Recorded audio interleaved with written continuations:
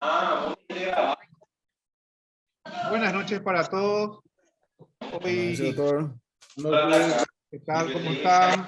Hoy vamos a hacer la clase de rodilla patológica. Ya estamos en la clase número 13, próximo a nuestra tercera práctica. Unas prácticas dirigidas a dos articulaciones para justamente aprovechar cada articulación al máximo. Porque esa es la manera de que nos centralicemos realmente en una articulación y podamos sacarle el jugo. Entonces, ahora viene cadera, viene rodilla, hay bastantes pacientes, más de 20 pacientes, más de 25 pacientes ya hay, cada uno con sus patologías, algunas crónicas, pacientes jóvenes, pacientes viejos, pacientes con artritis, pacientes en teoría sanos, pero con algunas dolencias, hay de todo. Entonces vamos a aprovechar esta vuelta, la tercera, para poder fijar los conceptos ya de cadera y de rodilla y no más derivar al colega vecino las ecografías. Bueno, ¿qué les parece si miramos una partecita de la clase anterior que habla de las estructuras que vamos a encontrar en una rodilla y qué tenemos que mirar?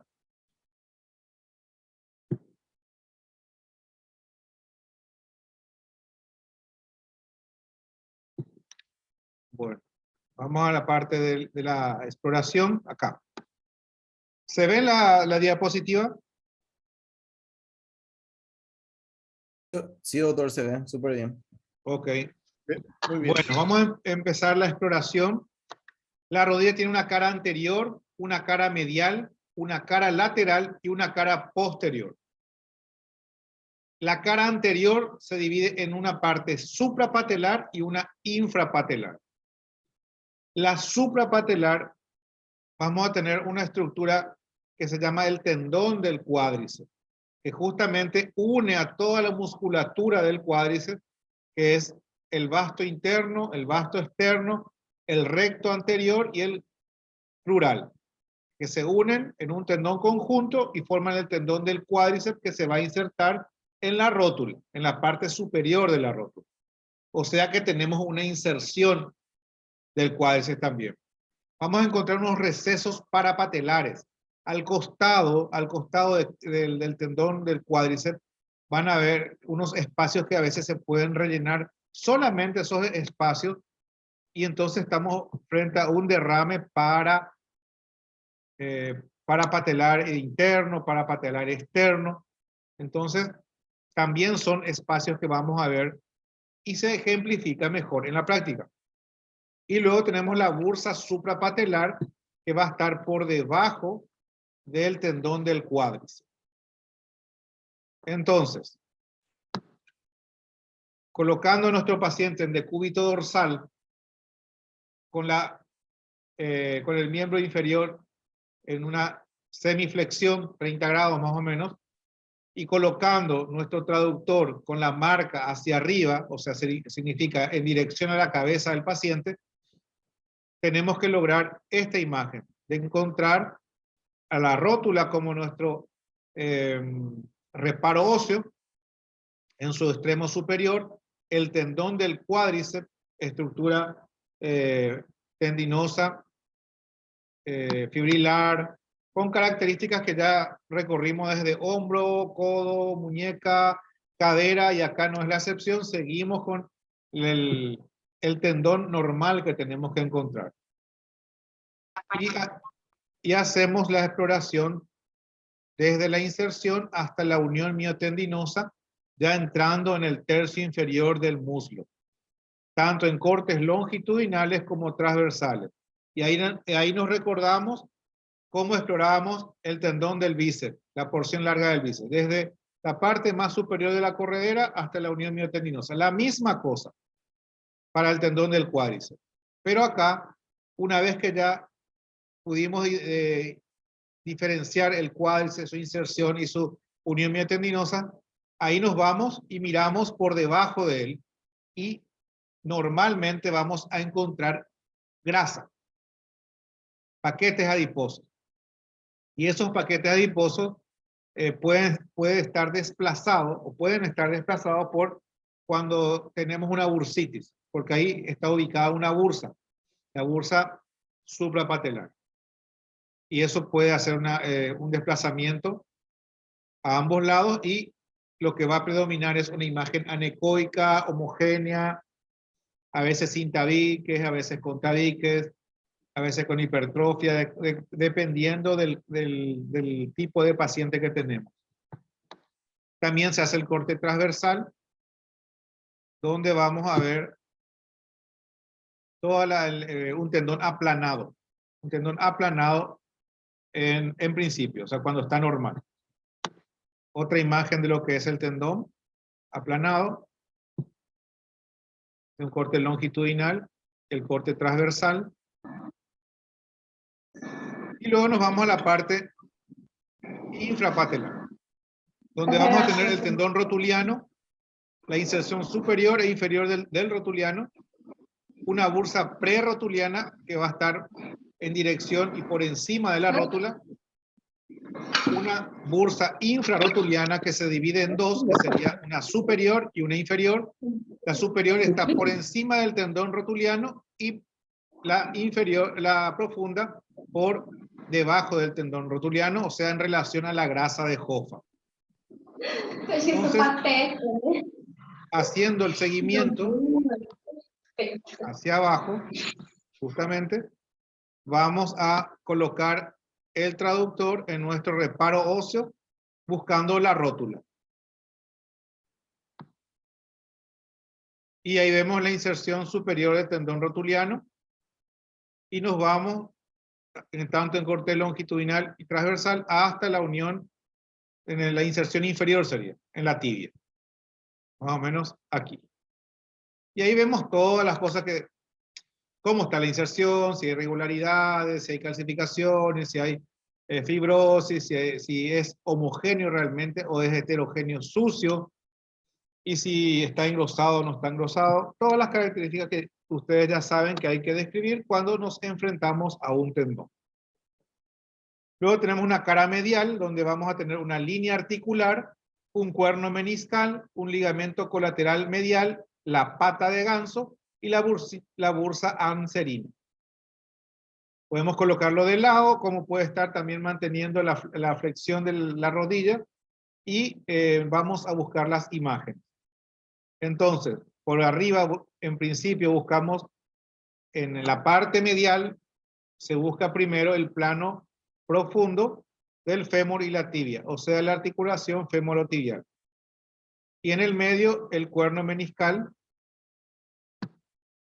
que tiene que tener una base superior, un vértice inferior, y el ligamento colateral medial que pasa al ras de lo que es la base del menisco. Hay superficiales y profundas, se puede llegar a discriminar, son ecogénicas los ligamentos, bastante bien diferenciados. Aquí se ven muy ecogénicos y a veces podemos encontrar un engrosamiento localizado. Entonces ya vamos a hablar de un engrosamiento segmentario del ligamento colateral medial. Luego tenemos la pata de ganso, que vimos que son 3 tendones que vienen del muslo, uno de la parte anterior, que es el sartorio, uno que es bien interno, que es el recto interno, y el semitendinoso, que es uno de los isquiotibiales también que se van a unir en la parte medial y van a terminar en el tercio superior interno de la tibia. Entonces ahí hacemos esas son las estructuras que van a dominar la cara interna. La cara lateral o externa, tenemos varias estructuras: la cintilla iliotibial, el ligamento colateral lateral, el cuerno meniscal, la línea interarticular, el tendón popliteo, el tendón del bíceps femoral y la bursa bicipital. Entonces, se puede hacer también de lado o con el paciente en decúbito dorsal con la semiflexión a 30 grados y nosotros vamos a buscar las imágenes. Pero ¿cuál es la imagen que buscamos primero en la cara lateral? Es la inserción de la cintilla iliotibial. Acá vamos a buscar la tibia como nuestro reparo óseo como primera estructura, porque la primera que se va a insinuar en la cara lateral es la cintilla iliotibial, ya llegando a su inserción distal. Entonces, mismo entrenamiento cuando vemos un tendón, todo lo que tenemos que ver. Luego sí, una vez que vemos eso, bajamos en barrido, un toquecito hacia abajo y nos posicionamos sobre el fémur y la tibia, buscando la articulación fémoro-tibial externa y donde tenemos que ver nuestra imagen triangular, base superior, vértice inferior, que es el menisco, y el ligamento colateral lateral que va a pasar al ras de esa base triangular. Y luego tenemos el tendón popliteo que va a estar un poquito por encima de la articulación femorotibial en una fosa y donde lo vamos a apreciar en un corte transversal. Y tiene que ser una imagen homogénea, ecogénica, con el patrón fibrilar en corte transversal de un tendón. Y un poco más abajo, siempre bajando en barrido, encontramos al tendón del bíceps femoral en relación a la cabeza del peroné, donde tiene su inserción distal. Y hacemos mismo entrenamiento, ver la inserción, la unión miotendinosa, el tendón en el cuerpo y todas las patologías que podemos encontrar.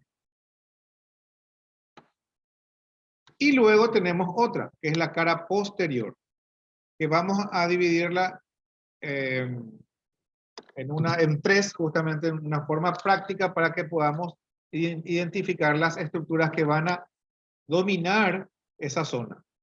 Y en este caso tenemos una parte posterior medial, una parte posterior central y una parte posterior lateral.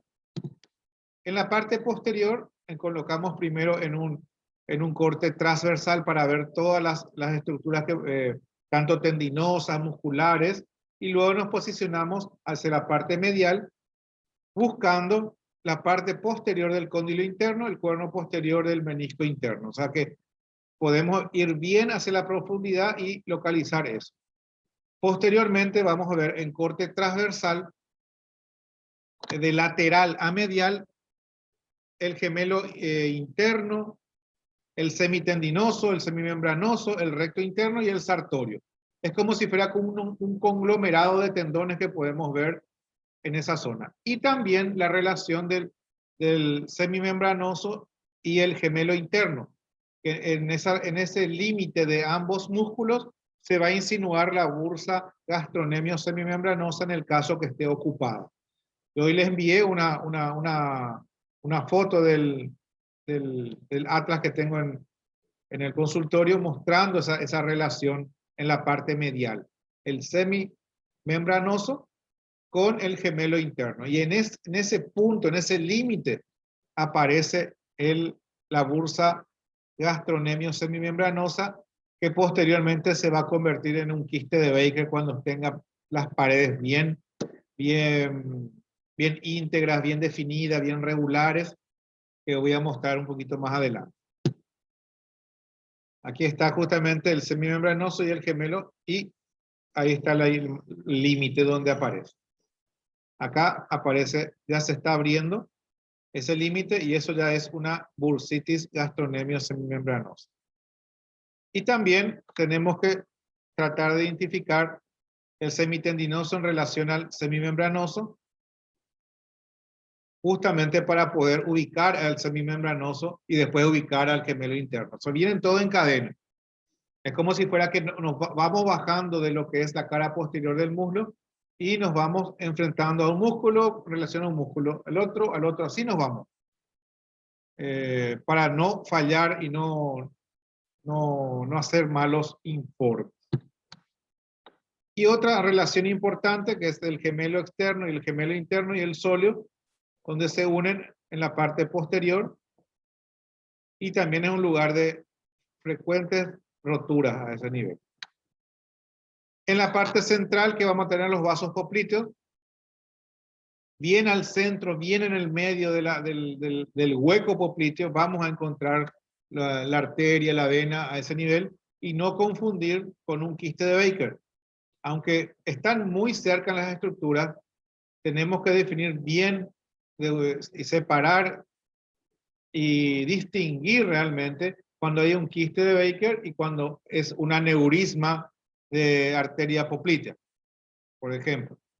Porque a veces hay un aneurisma ahí y con ayuda del Doppler vemos que hay un remolino, el quiste de Baker no late, el otro sí late, eso tenemos que hacer una diferenciación. Por eso anatómicamente nosotros tenemos que saber cuáles son los músculos de referencia para encontrar el lugar donde puede emerger el quiste de Baker.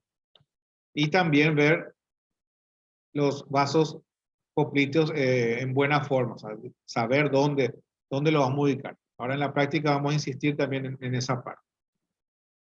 Y la parte lateral, lateral posterior, tenemos otra vez al bíceps femoral, que también forma parte de la cara lateral y de la cara posterior, como punto de referencia.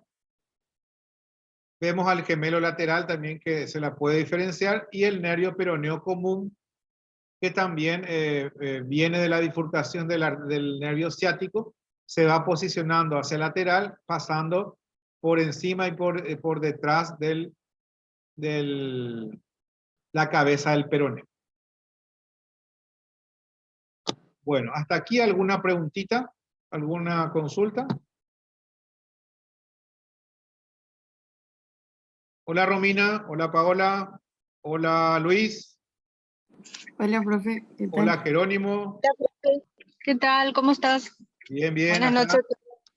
vamos a un pequeño repaso para refrescar, porque yo sé que ustedes ya leyeron, volvieron a ver el video, y esto es para entrar en calor nomás. Ahora vamos a hablar de las patologías. Bueno, Buenísimo, profe. a ver. De hecho, hay algunos adelantados que ya hicieron ya la rodilla, otros tobillos. Pero bueno, eso es bueno. Vamos a hablar de las más frecuentes. En rodilla hay muchas cosas que podemos ver. Acá solamente las que no van a pasarle al ecografista vecino que UAU sabe más que ustedes. No. Ustedes también ya saben ahora cómo van a poner el traductor, dónde van a poner, qué van a hacer, se van a enfrentar con cada estructura. Entonces, el ecografista vecino ya no va a poder más tragarle su rodilla, su cadera, porque ustedes ya saben cómo enfrentarse. Pero bueno, derrame articular y sinovitis vamos a tener, lesiones óseas vamos a tener, lesiones osteoarticulares también, del cartílago también, lesiones meniscales, bursitis y formaciones quísticas y lesiones tendinosas. Entonces, derrame articular y sinovitis. Nosotros hablamos hace rato de que en la cara anterior y superior tenemos un receso, o sea, una bursa en realidad, que es la suprapatelar. Muy frecuente la patología en jóvenes, en traumatismos, estas personas que hacen maratones, estas personas que están entrenando y de repente se fue una hora más de su entrenamiento habitual y refiere un dolor de rodilla. Y nosotros empezamos nuestra exploración en la cara anterior, vemos ya de entrada a la inspección una rodilla tumefacta. A veces tocamos y es medio turgente y medio dolorosa. Colocamos el traductor y ya de entrada vemos una imagen anecoica, homogénea, bien por debajo del tendón del cuádriceps. Entonces, en ese momento no le hacemos tanto caso, sino vamos a hacer el entrenamiento de siempre. Ver el tendón del cuádriceps, en qué situación está, probablemente lo veamos un poco desplazado o empujado por la bursitis cuando es muy grande.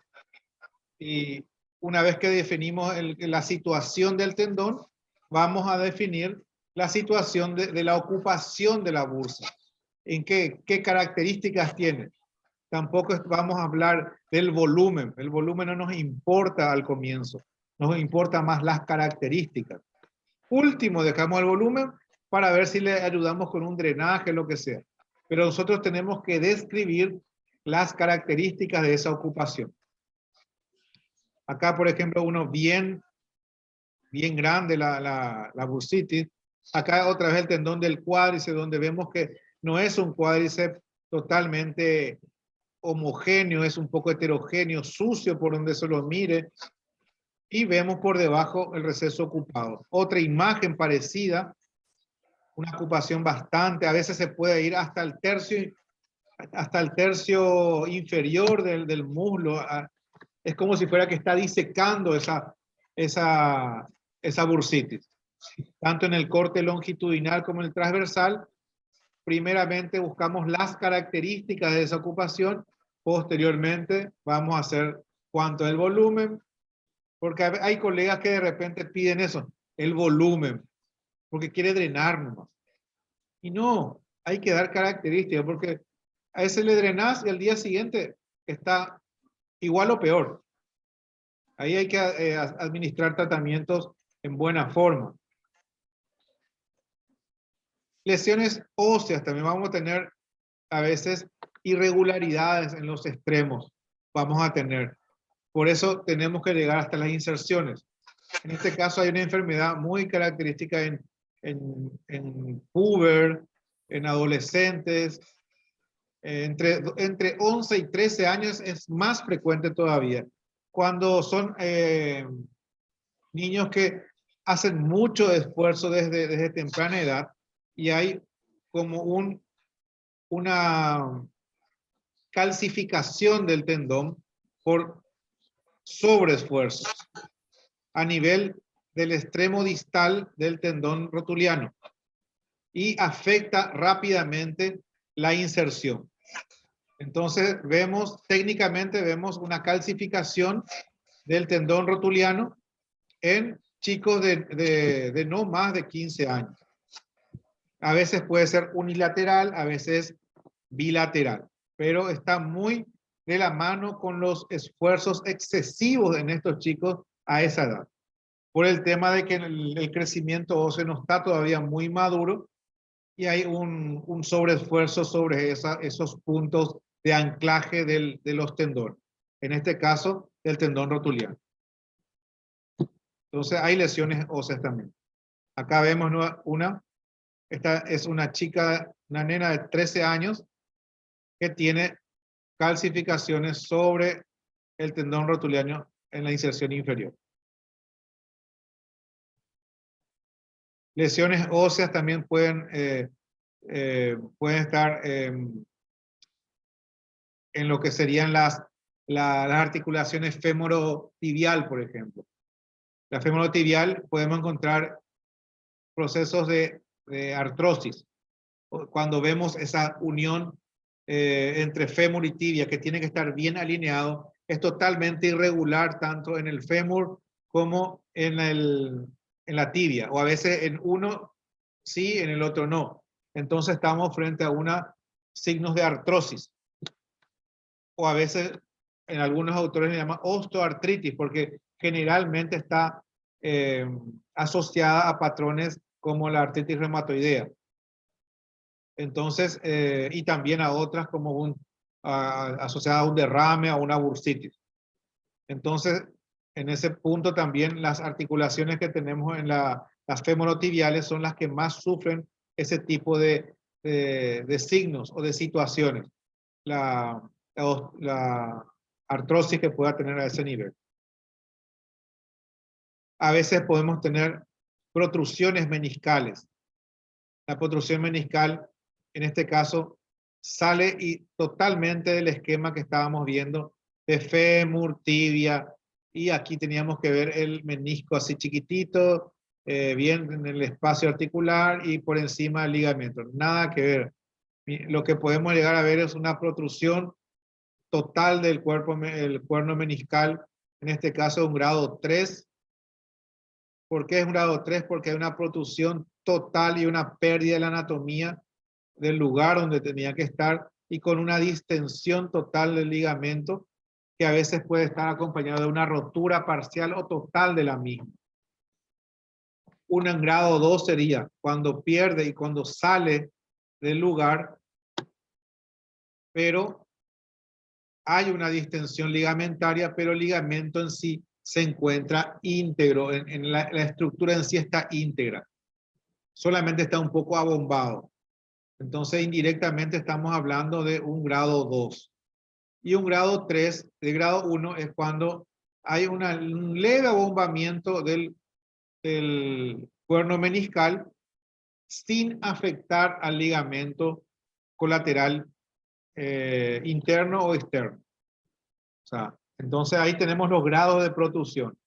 Una protrusión grado 1 es cuando se forma como el heladito, un helado con cucurucho, así pequeñito nomás, pero el ligamento que pasa por encima no está afectado. El grado 2 es cuando ya sale de su situación anatómica normal, hay una distensión del ligamento, pero todavía se encuentra íntegro. Y el grado 3 es cuando ya protruye, empuja, ya hay cambios estructurales en el ligamento y inclusive puede haber engrosamiento, rotura parcial, rotura total. Otra situación combinada en este caso, cuando hay signos de artritis en ambos lados y aparte una protrusión meniscal y aparte una distensión del ligamento. O sea que las combinaciones se pueden dar también. A veces solamente los signos de artrosis, a veces solamente la protrusión, a veces solamente la distensión ligamentaria y el resto está bien. Entonces volvemos a retroceder ahí. ¿Qué es lo más importante? La historia clínica. ¿Cuál es la situación? ¿Cuál fue el motivo de consulta del paciente? Paciente joven, paciente añoso. ¿Qué pasó? Algo crónico, algo agudo. Y eso nos va a aclarar según lo que estamos encontrando. Lesiones del cartílago. También les voy a mostrar cómo se hace la exploración del cartílago. Se hace una hiperflexión de la rodilla hasta encontrar la parte troclear, la vertiente medial y la vertiente lateral. Porque ahí podemos tener algunos adelgazamientos del espacio. A veces podemos encontrar irregularidades óseas en las vertientes que tanto medial o lateral, o inclusive a nivel de la tróclea. Y esos son signos que le va a valer mucho al traumatólogo cuando está pensando en un síndrome de femoropatelar. Es cuando hay una inestabilidad de la rodilla. Y a veces, por problemas del cartílago, se presenta una inestabilidad en la rodilla.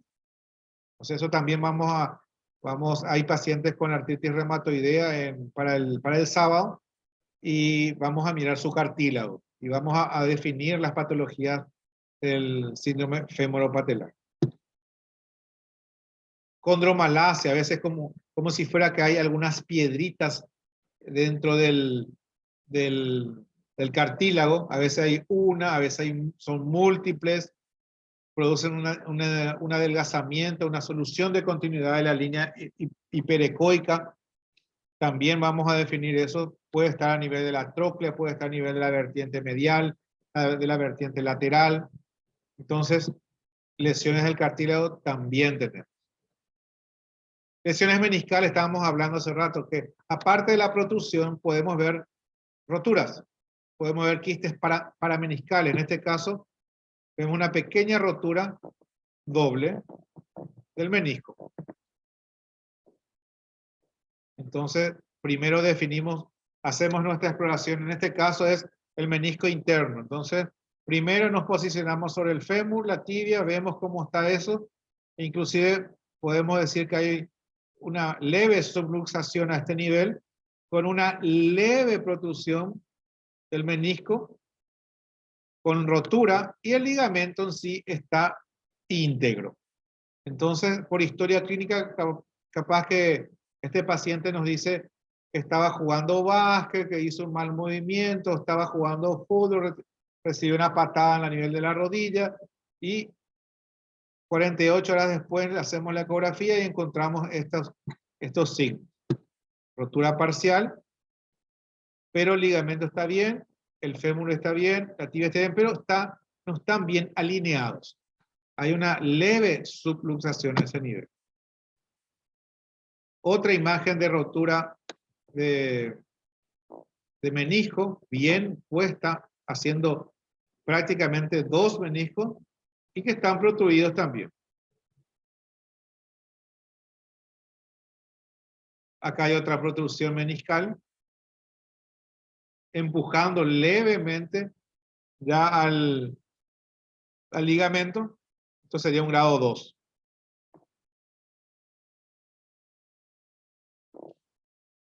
Otra protrusión meniscal sería un grado 1 porque el ligamento también se encuentra bastante bien puesto, tiene sus características normales. Y a veces podemos encontrar quistes, como unas bolitas negras, formación quística típica, bien pegado al lado del cuerno meniscal. Estos son los quistes parameniscales y están relacionados casi en más de un 90% a que alguna parte de ese menisco está roto. O sea, a las roturas meniscales está asociado. Si nosotros vemos un quiste, tenemos que buscar bien porque lo más probable es que veamos una pequeña sección del menisco, muy asociada a roturas meniscales. Acá vemos una rotura meniscal. Es como si fuera un caminito que se forma ahí, separando y haciendo como 2 regiones al menisco. Es una protrusión meniscal más quiste. Ahí está el quiste enorme. Vamos a ver otra vez. Ahí está la protrusión. Y luego ahora viene el quiste. Entonces, protrusión meniscal con quiste. Quiste asociado a roturas meniscales. Entonces, lo más probable, capaz que a veces no veamos la rotura, pero en una resonancia posteriormente se va a poder localizar la rotura que fue un poco más interna. O sea que nuestro deber es decir, y si no vemos la rotura, presencia de quiste parameniscal interno, probable asociación con rotura. O sea, va a estar bien que le pongamos un apellido a eso porque según la literatura, cuando hay un quiste, más del 90% rotura. Otra protrusión meniscal con quiste. Quiste, protrusión.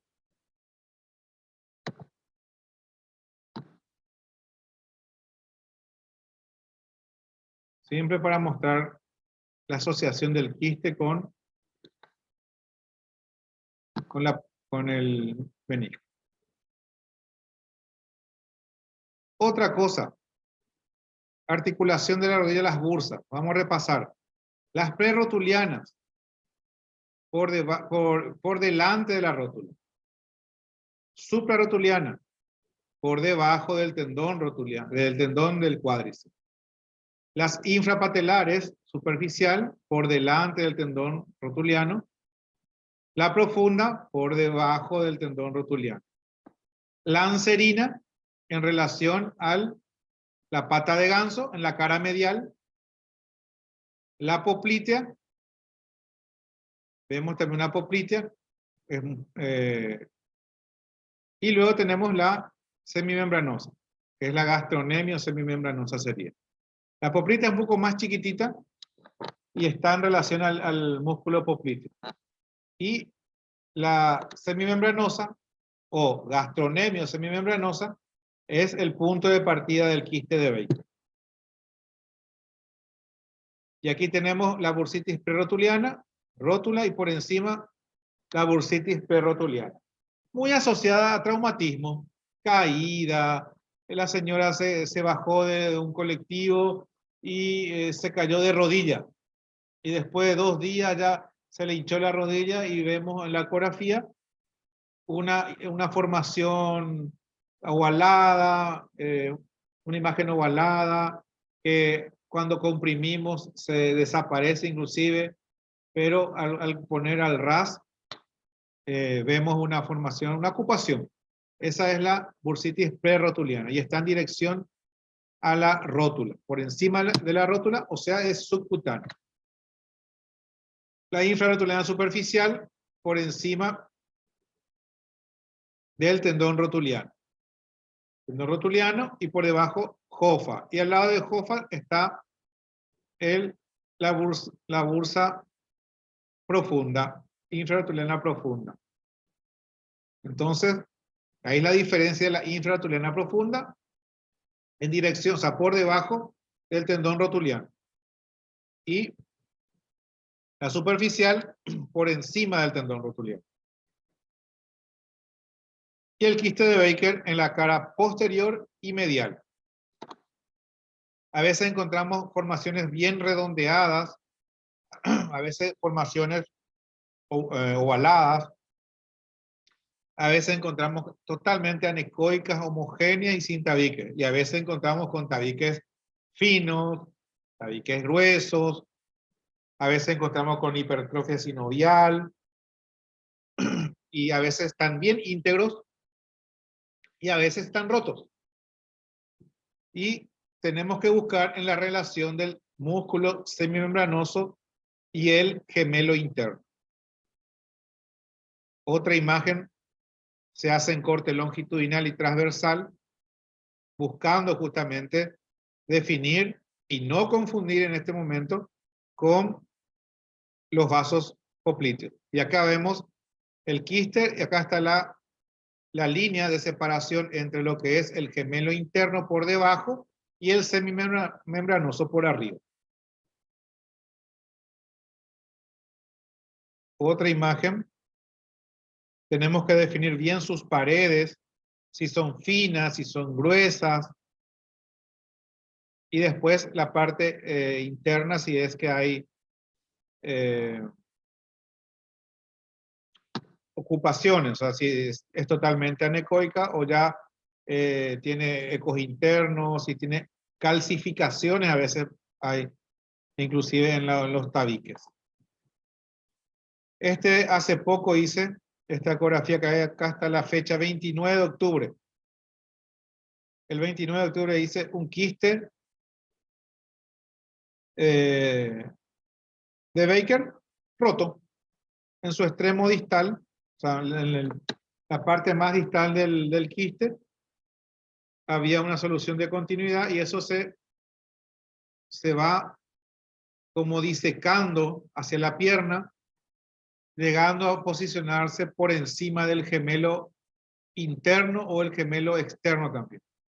Y acá es importante usar el Doppler y discriminar bien que no sea un quiste de Baker roto, porque a veces se forma como un trayecto de un vaso y a veces si no tenemos este concepto de que el quiste de Baker se puede romper, podemos confundirlo como si fuera que es un vaso a simple vista, pero hay que hacer la semiología, hay que usar el Doppler y hacerle el seguimiento de esa estructura. Y por lo general se discrimina bastante bien de los vasos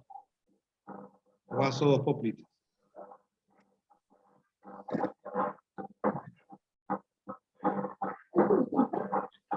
Aquí está mostrando el Baker roto. Al comienzo todo bien, pero después en la parte más distal ya se ve la pérdida de la pared inferior del quiste.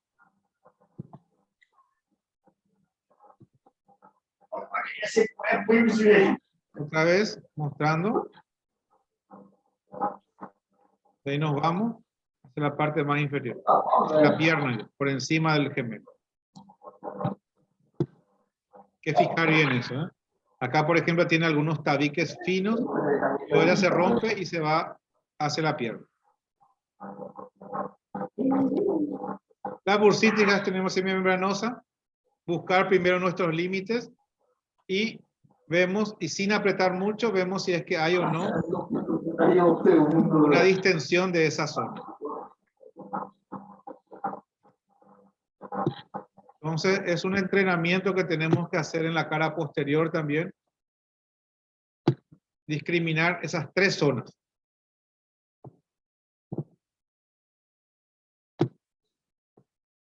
El Baker típico. Acá vemos la llegada de las fibras musculares del gemelo interno. En el límite ya la formación del quiste y por encima se ve algunas fibras del semimembranoso.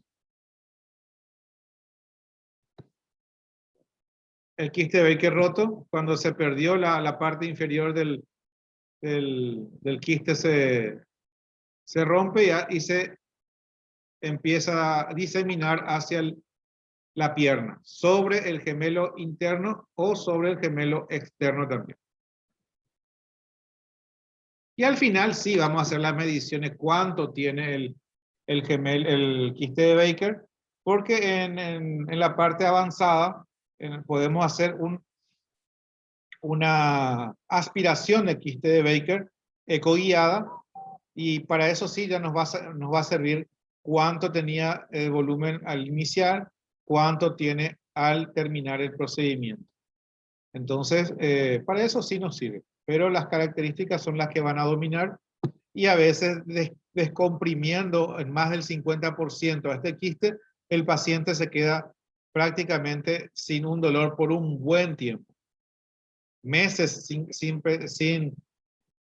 tener dolor. Posteriormente, cuando aparece el dolor, automáticamente se acuerdan de nosotros y se van al consultorio. Doctor, ¿me puede hacer ese procedimiento de la vez pasada que me alivió pero por mucho tiempo? Y le volvemos a hacer su drenaje y su infiltración. La bursitis anserina, muy parecido al quiste de Baker, muy parecido a la bursitis suprapatelar. A veces podemos encontrar una imagen anecoica, redondeada, ovalada, en la cara interna de la rodilla, y eso sería el quiste de la bursitis anserina, perdón. Muy relacionada con los tendones sartorio, semitendinoso y el recto interno. Y se hace la misma discriminación, características antes que volumen. Bueno, y lesiones tendinosas. Estas sí que se van a cansar de ver lesiones tendinosas. De hecho, a mí me está doliendo el extremo del cuádriceps. Tocando, siempre hacer las comparaciones, hay un leve dolor. Y bueno, podemos tener la famosa tendinosis. Ustedes ya saben que es una tendinosis, un tendón sucio con probables alteraciones que también ya saben cuál puede ser. En este caso vemos una calcificación bastante bien marcada en el extremo proximal a la inserción en la rótula. Es un tendón engrosado, heterogéneo, con una calcificación focal y algunas irregularidades en la inserción. Entonces, las lesiones tendinosas pueden ir asociadas. Hay otras calcificaciones. Pueden ser únicas, pueden ser múltiples. Esta también, que hay un derrame. O sea, la bursitis está empezando a desplazar a los paquetes vasculares, paquetes adiposos, perdón. Podemos tener roturas parciales del cuádriceps por algún Generalmente las parciales están más asociadas a procesos crónicos. Pacientes añosos con AR que hicieron un pequeño esfuerzo de repente y no tienen una rotura total, pero sí una parcial pueden tener. Y las totales están muy asociadas a gimnasio o sobreesfuerzo, a la rotura del cuádriceps por esfuerzo generalmente. La rotura puede ser completa también y ahí cuando vemos un hematoma, un cabo bien distal, otro bien proximal a la inserción y un hematoma en el medio y la imposibilidad de la flexión, entonces estamos frente a una rotura total del cuádriceps. Es muy evidente, es muy característica por la historia clínica del paciente que dice una y otra vez, yo escuché cuando se rompió. Yo escuché cuando hizo un cracks y te muestra exactamente con el dedo dónde sintió eso. Y nosotros al poner el traductor es un mero cumplimiento ya, no vemos el tendón, solamente vemos un cabo bien alejado, otro cabo un poco más cerca a la inserción. Y en ese punto es importante que nosotros podamos discriminar cuánto le quedó de tela en la parte distal de la inserción del cuádriceps. Sería en la inserción con la rótula. La medida de ese cabo distal es muy importante. Entonces, ¿por qué? Porque va a ser el punto de anclaje para los puntos de sutura. Entonces, sirve, porque a veces, de acuerdo a la medida de ese cabo distal, se hacen o no algunos injertos. A veces se busca de algún lado para injertar o de repente ya con la tela que tiene ahí ya sirve para hacer el punto de anclaje. Entonces, no olvidarse de poner la medida del extremo distal de la rotura. Las tendinosis de rotuliano también, tendinosis del cuádriceps, tendinosis de la pata de ganso, tendinosis del bíceps femoral, tendinosis de la cintilla iliotibial. Cada vez que nos enfrentamos a un tendón, hacemos las características si es un tendón normal o si es un tendón anormal. Y si es anormal, ¿qué le hace de anormal? Acordarnos que los tendones también son todos aplanados a nivel de la rodilla.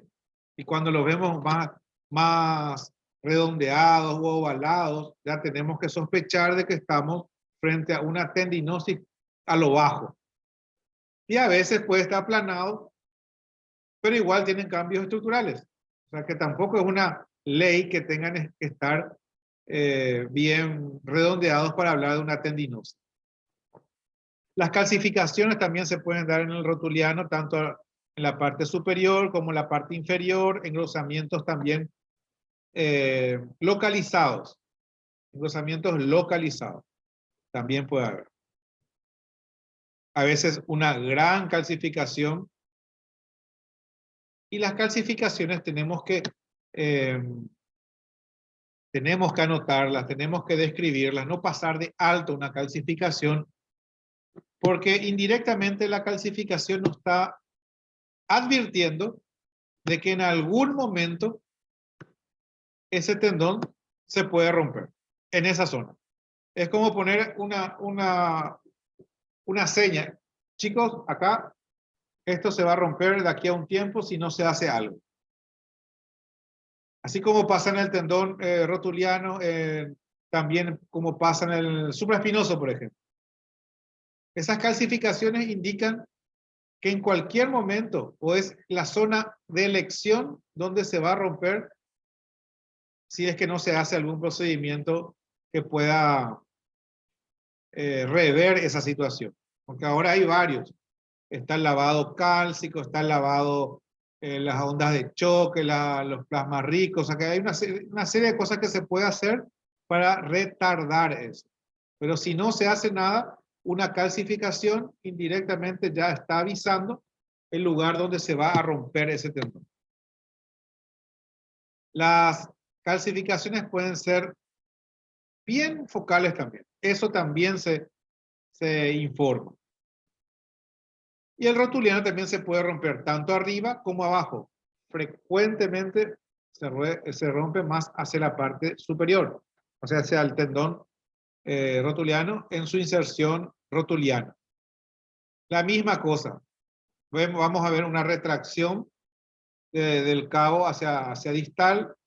Vamos a ver un tendoncito también que va a quedar ahí suelto, que también se mide la distancia de la inserción hasta su parte libre.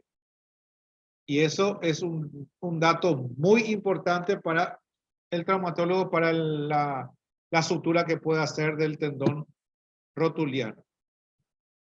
Y el hematoma característico que se forma. Sí o sí se forma cuando es, al menos cuando es total.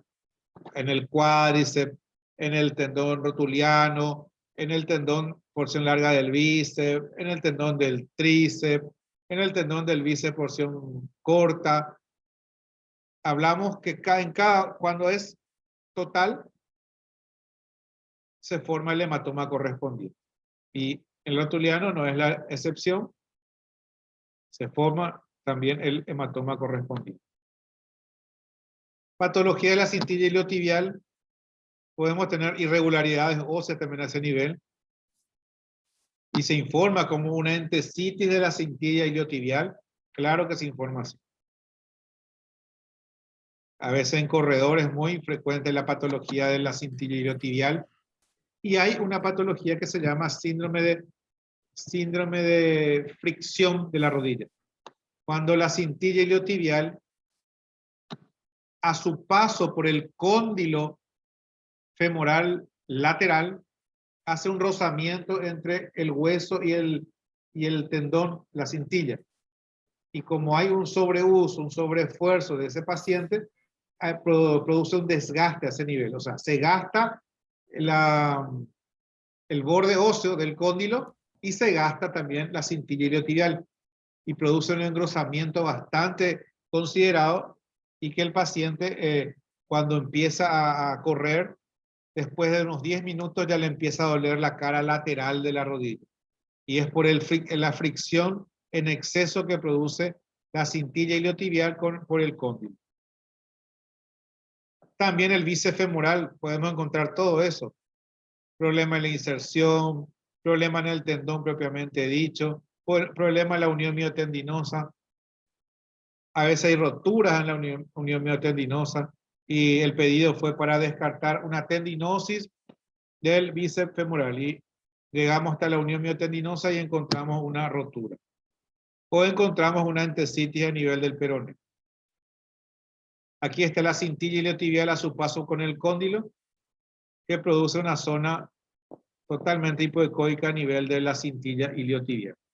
Es el síndrome de fricción de la rodilla. Pata de ganso, podemos ver unas zonas sectoriales, como podemos ver, como puede estar todo afectado los tres tendones y que causan una tendinosis de todos los tres tendones. Porque a veces hay una discriminación, es solamente un tendón el que está sufriendo, pero es muy inconstante. Generalmente cuando se produce una tendinosis la pata de ganso, sufren los tres. Lesiones ligamentarias, también podemos tener una rotura parcial y una rotura total, y podemos tener un simple engrosamiento. Un engrosamiento con una pequeña distensión, podemos tener una rotura parcial y una rotura total. En la rotura total ya se pierde esa continuidad. Acá tenemos todavía un ligamento íntegro, pero hay una partecita que se oscurece y después sigue. Esos oscurecimientos que si lo constatamos tanto en el corte longitudinal como en el transversal, vamos a estar frente a una rotura parcial. Pero cuando vemos que él pierde totalmente esa seguidilla acá hay una parte, acá hay otra parte, eso es la famosa rotura total. Ya no hay esa continuidad del ligamento se pierde. Y para eso tenemos que estar seguros primero cómo es la continuidad de un ligamento. Y cuando se nos presente la ocasión de ver una rotura parcial o total, nosotros prácticamente como si fuera que ya sabemos, vamos a decir, no, acá hay algo raro. No es continuo este ligamento. No es totalmente cogénico y de fibras paralelas y no más de 2 a 2.5 milímetros. Está engrosado, es hipoecoico, pero acá ya se pierde esa continuidad. Entonces, al perder esa continuidad, hablamos de la rotura total. Pero cuando mantiene todavía la forma, pero hay zonas más hipoecoicas, estamos hablando de una rotura parcial. Y ahí hablamos de los grados de esguince, porque a veces el pedido viene, esguince de rodilla. Entonces, ¿qué te dice ahí? Indirectamente nos está hablando de los ligamentos. Quiere saber la situación de los ligamentos. Entonces, un esguince grado 1 sería cuando hay un leve engrosamiento del ligamento, no perdiendo sus fibras, se hacen un poco más oscuritas, no son tan ecogénicas, pero se ve íntegras las fibras, se ve más oscura. Entonces es un esguince grado 1. Y el esguince grado 2 es cuando ya vemos la rotura parcial, cuando hay una partecita del ligamento que se pierde, totalmente se pierde. Entonces un ligamento es un esguince grado 2. Y el grado 3 cuando ya desaparece esa continuidad. Entonces ahí estamos sobre un esguince grado 3. Eso es cuando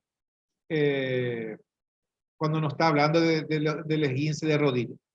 La situación de los ligamentos, o del ligamento. Y esto es a manera de comentario para no olvidar nomás, el nervio peroneo común en relación al cóndilo femoral lateral y luego entra en una relación directa con la cara superior y posterior del peroné. Cuando hay fracturas a este nivel, hay una sección a veces del peroné y causa una situación del pie caído. Para tener en cuenta ahora y que no nos tome de sorpresa, y en la práctica, nuestra finalidad en la práctica es poder reconocer el trayecto del peroneo común en la rodilla lateral, porque es también causa de patologías por la fractura de la cabeza del peroneo. Bueno, ¿alguna pregunta? ¿Algún cuestionamiento? ¿Alguna colaboración? Sí, doctor. Yo tengo una pregunta. Hola, William. La parte de protrusión del menisco, que tiene grado 1, 2 y 3, ¿eso es medial y lateral también o cómo es? Sí, medial y lateral. Ah, bueno. Cuando nosotros estamos viendo lo que es la articulación fémoro-tibial interna y externa, los conceptos son los mismos para la línea interarticular, el menisco que tiene que estar al ras y el ligamento que tiene que estar al ras de la base triangular de nuestro cuerno meniscal. Eso es para ambos. Y ahí ya entramos en lo que pueda pasar en la línea interarticular, lo que pueda pasar con el menisco, lo que pueda pasar con el ligamento. Pero el concepto es el mismo para la parte medial y la parte lateral.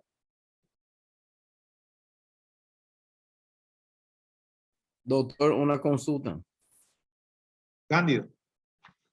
¿Se puede ver el cruzado posterior en el hueco popliteo o no se puede ver?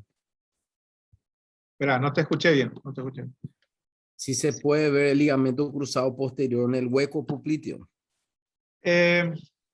Mira, se puede ver parcialmente. Y no vamos a quedar muy bien para informar eso. Técnicamente ponemos que no se ve nomás para no complicarnos, porque vamos a entrar en eso, como les dije en la clase anterior, tenemos que dejarle algo a los que hacen resonancia para que puedan usar, porque de hecho ya les sacamos muchísimas patologías de que ellos hacían porque nosotros hacemos en dinámico. Entonces, no se puede ver, Cándido. Mejor dejarle Gracias, nomás eso a la resonancia. Ok.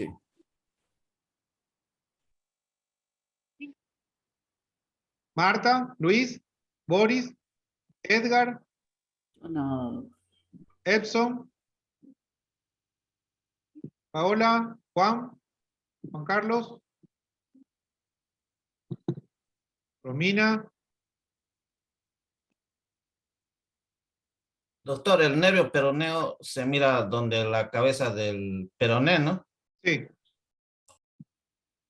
Ahora la verdad que tenemos que empezar ya en lo que es el tercio inferior del muslo, en la cara lateral, ya saliendo de lo que es la división del ciático. Y le seguimos, y le vamos siguiendo y vamos a llegar hasta la cabeza del peroné en la parte superior y bordeamos hacia la parte posterior y luego se hace un poquito anterior. Es como si fuera que le está abrazando a la cabeza del peroné. Es un nervio que se parece mucho al nervio cubital. 5 milímetros, no más de eso. El cubital en la muñeca. Doctor, una última pregunta. Sí. ¿El quiste de Baker está presente en la rodilla o es solamente una rodilla patológica lo que se va a ver el quiste de Baker? La entidad de quiste de Baker es patológico de entrada. Si vamos al caso, tenemos que ubicar y tenemos que saber que en la parte medial y posterior de la rodilla hay una bursa, que es la bursa gastronemio semimembranosa, que está en la división del músculo semimembranoso con el gemelo interno. Que cuando esa bursa empieza a ocuparse, en principio se hace una bursitis gastronemio semimembranosa. Es una imagen laminar de más de 1 milímetro, 1.2, 1.3 laminar entre esos músculos. Pero posteriormente va a avanzar esa ocupación y ya no va a tener esa imagen laminar. Va a tener una imagen de huevo, un huevito, una tumoración en la cara posterior de la rodilla, que el paciente dice que cuando se sienta le duele, cuando se para le duele, está ahí. Es una entidad ya bien patológica el quiste de Baker, pero tuvo que haber progresado de una bursitis gastronemio semimembranosa. Gracias, doctor.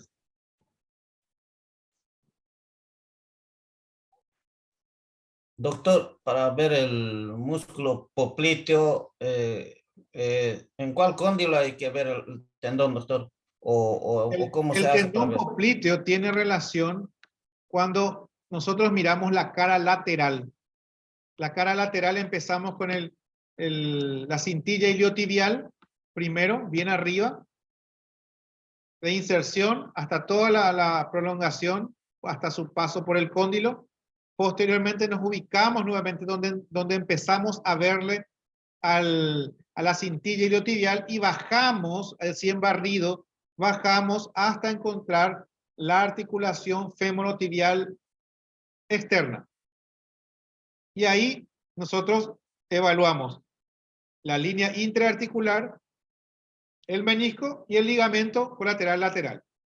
Una vez que nosotros vimos esas estructuras, asimismo como estamos ubicados frente a ellos, nos vamos hacia la parte proximal, o sea, la parte superior, hacia la parte cefálica, debe decir, hacia arriba. Y ahí automáticamente vamos a ver una fosa, que es la fosa poplitea. Y dentro de la fosa poplitea, en corte transversal, ya vamos a ver el tendón popliteo que hace un trayecto oblicuo, hace justamente, hasta posicionarse en la parte posterior de la pierna. Pero a ese nivel podemos identificar en qué situación está el tendón popliteo. Y vamos a verlo en corte transversal, en la fosa poplitea, una imagen redondeada, ecogénica, porque ahí ya tenemos que entrar. Si vemos una cosa redondeada y hipoecoica, o a veces con calcificaciones, o a veces con rotura, sí, estamos frente a una tendinosis del popliteo con calcificaciones o con rotura, lo que sea. Por eso nuestra normalidad es ver un tendón popliteo en corte transversal, ecogénico, redondeado, en la fosa poplitea.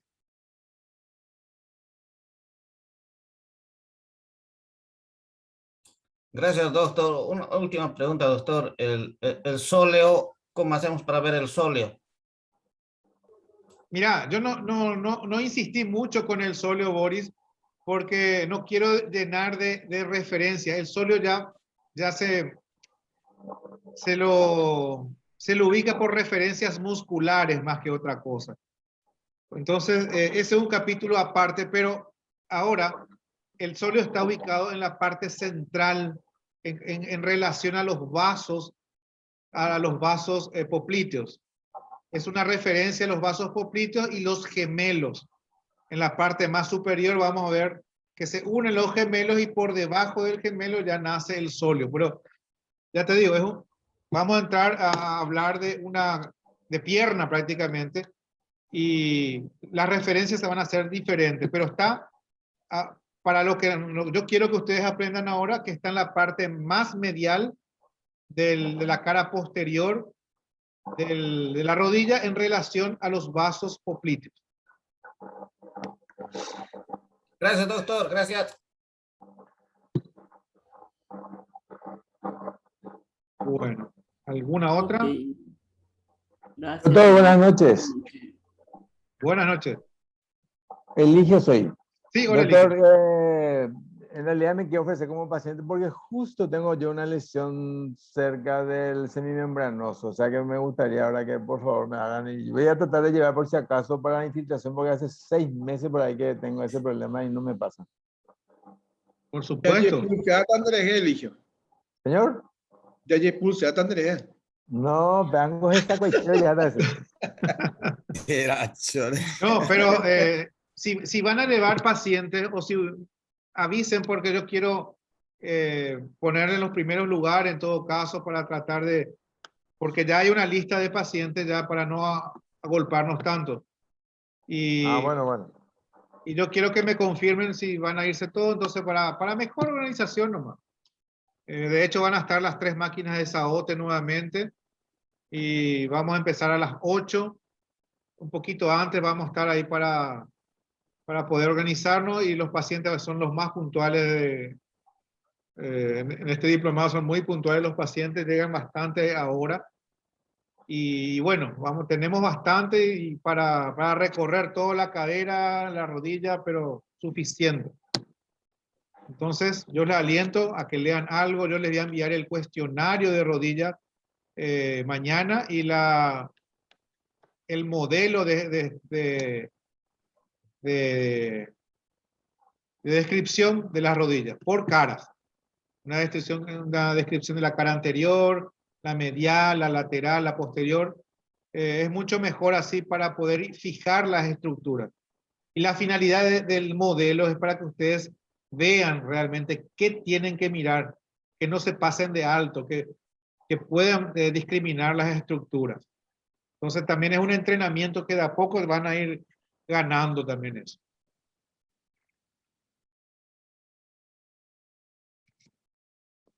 Y bueno, entonces nos vemos Gracias, el sábado. doctor, muchas gracias, muy amable. Que descansen, nos vemos el sábado y con muchas ganas vamos a practicar.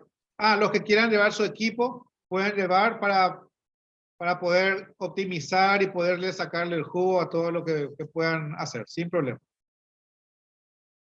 Gracias, doctor. Buenas noches a todos. Buenas noches, nos vemos el sábado. Descansen. Buenas noches. Gracias, doctor. Dale, chao Romina, chao Boris, chao Edgar, Jerónimo, Paola, Luis, Juan Carlos, Ramón, que descansen todos.